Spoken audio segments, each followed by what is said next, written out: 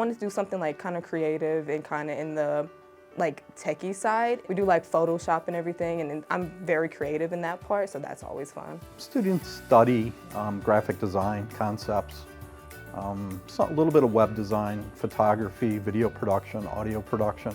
They put all that together eventually into projects, working with real clients from the community.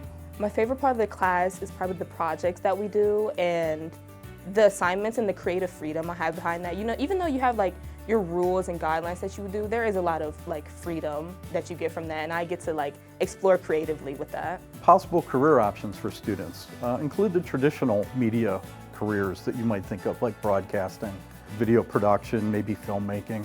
But multimedia technology is used in so many different career fields. It could be sales, marketing, the medical field. The list is almost endless of where you can use these skills.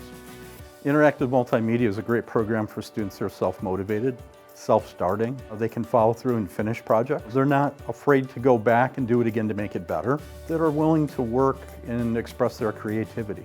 If you are sort of like a creative person, you don't even have to be creative. You just have an interest in like taking pictures, editing, like Photoshop, video, filming, all of that type of stuff, then definitely like this is definitely the place.